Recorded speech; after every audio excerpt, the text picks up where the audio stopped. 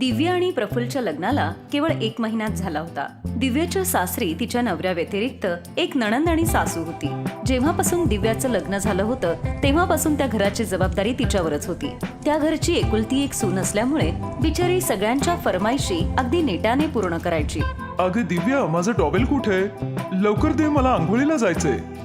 हे घ्या, इथे समोरच तर ठेवला होता. सुनबाई, अगं सुनबाई, कुठे आहेस? चहा आजच मिळणार आहे का उद्यापर्यंत वाट बघू मी? सगळा दिवस नुसतं हे कर ते कर, असं वाटतं जणू काही घरात कामवालीच आणलीये, जिच्याकडून दिवसभर केवळ काम करून घेतात. सकाळपासून संध्याकाळपर्यंत केवळ यांच्या फरमाईशी पुऱ्या करा. त्यापेक्षा मी माझ्या माहेरी लाख पटीने सुखी होते. आरामात बसून मी आईला हुकूम सोडत होते आणि आई मला सगळं हातात आणून देत होती. माझी चूक आहे जे मी पप्पांच्या बोलण्यात आले आणि या घरात सून म्हणून आले. नाहीतर तो कॅनडावाला मनीष आज मला त्यांनी राणीसारखं ठेवलं असतं आणि परदेशात राहायला मिळालं असतं ते तर वेगळंच. अगं, आज चहा देणार आहेस की नाही मला तू? आणते आई. हे घ्या तुमचा चहा. त्यानंतर दिव्या किचनमध्ये जाऊन टिफिन पॅक करते. तेव्हाच तिची नणंद नैना तिथे येते. वहिनी, माझा डबा जर भरला असेल तर मला दे ना, मला कॉलेजला जायला उशीर होतोय. हो नैना, तयारच आहे, हे घे. नैना आपला डबा घेऊन तिथून निघून जाते. दिव्या आपल्या सासरच्या मंडळींची सगळी काळजी तर घ्यायची, पण आतल्या आत ती नेहमी कुढतही राहायची. ही अजून एक महाराणी. कधी एकदा लग्न होऊन हिच्या सासरी जाते काय माहित. आई म्हणाली होती थोडे दिवसच राहील गती, मग लग्न करून निघून जाईल. पण माहित नाही हिचं लग्न कधी होणार आणि ही इथून कधी जाणार. असेच काही दिवस निघून जातात. आता नैनाचं ग्रॅज्युएशन पूर्ण होतं आणि घरातली लोकही तिच्यासाठी स्थळं बघायला सुरुवात करतात. एक दिवस रविवारी नैना आपल्या चेहऱ्यावर ब्लीच लावून खोलीतून बाहेर येते. तेव्हाच तिची आई कमला तिला म्हणते, वाग माझी गुणाची पोरती, स्वतःची किती काळजी घेते. तुझ्या चेहऱ्याला तू अशी चमकवत राहता. मग बघ तुझी आई तुझ्यासाठी कसा राजकुमार शोधून आणेल ते. राजकुमार? पुढे जाऊन हिलाही माझ्यासारखीच कामवाली बनायचे. तसं त्या आशाबाईंनी नैनासाठी एक चांगलं स्थळ आणलंय. परवा मुलाकडचे लोक हिला बघायला येणार आहेत. खरंच सांगतेस आई तू? माझी छोटी बहीण एवढी मोठी झाली आता. मुलाकडचे लोक? अरे वा, ही तर खूपच चांगली गोष्ट आहे. आता नैनाचं लग्न होणार. चला चांगलंय, निदान हिच्यापासून सुटका तर होईल आणि माझं कामही कमी होईल. थोड्या वेळानंतर नैना आपला चेहरा धुवून येते तर तिच्या चेहऱ्यावर छोटे छोटे लाल चट्टे येतात. ती जोरात ओरडत बाथरूम मधून बाहेर येते.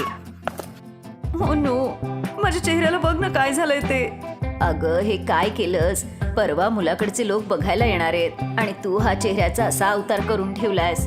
अगं, मुलाकडच्या लोकांनी असं पाहिलं तर तिथल्या तिथे नकार देतील. ओ गॉड, आता काय करायचं आई? तुम्ही काळजी करू नका, हिला नक्कीच ब्लीचची ॲलर्जी झाली असेल. मी आत्ता हिच्या चेहऱ्यावर मुलतानी माती लावते आणि मग त्यानंतर बर्फाने शेकते. उद्यापर्यंत नक्कीच ठीक होईल. त्यानंतर दिव्या मुलतानी मिठीचा पॅक तयार करते आणि नैनाच्या चेहऱ्यावर लावते. त्यानंतर ती आपल्या खोलीत जाऊन आईला फोन करते आणि तिला म्हणते, हो आई, हे असं चांगली सून बनण्याचं नाटक ना आता माझ्याकडून होत नाहीये. तू तर म्हटली होतीस ना की तुझी नणंद थोड्या दिवसातच लग्न करून जाईल म्हणून. मग त्यानंतर या घरात माझंच राज्य असेल म्हणून. पण आता माझ्या लग्नाला 4 महिने होत आलेत, पण ही अजूनही इथेच आहे या घरात आणि त्यात मी माझं सगळं मेकअपचं सामान हिला दिलंय. ओ गो, माझ्या पोरीला तिथे जाऊन किती काम करावं लागतंय. तू काळजी करू नको, तुझ्या नंडेचं लग्न झालं तर मग केवळ तुझंच राज्य असेल बघ त्या घरावर. बरं चल आई, मी ठेवते आता फोन. बघते त्या महाराणीचा चेहरा नीट झालाय की नाही ते. दिव्या जाऊन बघते तर नैनाचा चेहरा पूर्णपणे बरा झाला होता. थँक्यू वहिनी, तुझ्या हातात तर जादू आहे, जादू.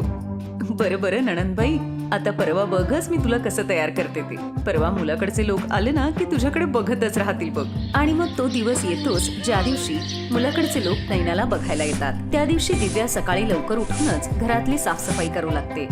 रामू, लवकर जाऊन बाहेरचे सोफा कव्हर, पडदे आणि बेडशीट सगळं चेंज करून टाक आणि मग त्यानंतर सगळे दरवाजे खिडक्या पण साफ करून घे. लक्षात ठेव, घरात एकही जाळी दिसता कामा नये. तिचा आवाज ऐकून घरातली इतर लोकही उठतात. दिव्या, तू एवढ्या लवकर का उठलीयस आणि कारखान्यातून रामूला का बोलवून घेतलेस? हे बघा, आज माझ्या एकुलत्या एक नंडीला मुलाकडचे बघायला येत आहेत. त्यामुळे त्यांच्या स्वागतात मला कशाचीही कमी नकोय. म्हणून रामूला मी माझ्या मदतीसाठी बोलवलंय आणि तो आज माझ्या किचन मध्येही मदत करेल. त्यामुळे दिवसभर तो इथेच राहील. आम्ही खरंच खूप नशीबवान आहोत सुनबाई की तू आमच्या घरात सून म्हणून आलीस. खरंच वहिनी असावी तर ती तुझ्यासारखी. अगं नाही ना, तू कशाला एवढ्या लवकर उठलीस? तू तुझी झोप पूर्ण करून घे, मग तुझा चेहराही छान चमकेल. बाकी सगळ्या कामाची तयारी मी करीन. सगळं काम करून दिव्या नैनाला आपली साडी देऊन तिचं छान मेकअप करून तिला तयार करते आणि तिला हेही समजावून सांगते की कुठल्या प्रश्नाचं कसं उत्तर द्यायचं ते. काही वेळातच मुलाकडची लोक येतात. दिव्या त्यांच्यासमोर खाणं ठेवते आणि म्हणते, हे घ्या, हे सगळं नैनाने तिच्या हाताने बनवलंय. ती खूप हुशार आहे. पहाटे 5 वाजल्यापासून उठून ती तयारी करते सगळी. जेवण तर अतिशय चविष्ट बनवते. खरंच खाणं तर एकदमच चवदार आहे. अच्छा नैना, तुझ्याबद्दल काहीतरी सांग. तुला काय आवडतं काय नाही. त्यानंतर नैना तेच बोलते जे तिला दिव्याने सांगितलं होतं. जे माझ्या माहेरच्या लोकांना आवडतं ते सगळंच मलाही आवडतं आणि लग्नानंतर जे सासरच्या लोकांना आवडेल तीच माझीही आवड असेल. खरंच खूप चांगले संस्कार आहेत तुझ्यावर. त्यानंतर मुलाकडचे लोक लग्न पक्क करून जातात. दिव्या आपल्या खोलीत जाऊन आपल्या आईला फोन लावते. आई, फायनली हिचं लग्न ठरलंय. हुश, खरंच खूप रिलॅक्स झाले मी आता. त्यानंतर दिव्या पंडितजींना पैसे देऊन याच महिन्यातला मुहूर्त काढायला सांगते आणि तो पंडितही तसंच करतो.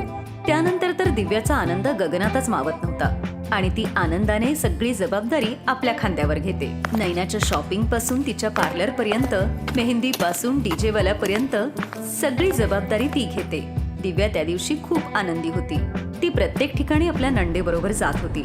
काही दिवसातच नैना आपल्या सासरी जाते. नैनाच्या जाण्यानंतर दिव्या उदास होऊन आपल्या खोलीत बसलेली होती. काय झालं दिव्या, तू एवढी नाराज का आहेस? प्रफुल्ल, मी नेहमी असा विचार करायची की नैनाचं लवकर लग्न व्हावं आणि ती तिच्या सासरी निघून जावी. पण आता ती इथून निघून गेलीये तर तिच्याशिवाय घर खूप खाली खाली वाटतंय. असं वाटतंय की जणू माझ्यापासून माझी बहीणच दूर झालीये. त्यानंतर प्रफुल्ल हसून तिला प्रेमाने जवळ घेतो. ते म्हणतात ना, एखादा माणूस गेल्यानंतरच त्याची किंमत कळून येते. दिव्या बरोबरही असंच काहीसं झालं होतं. नैनाच्या लग्नानंतर तिला आपल्या नंदेची खरी किंमत कळाली होती.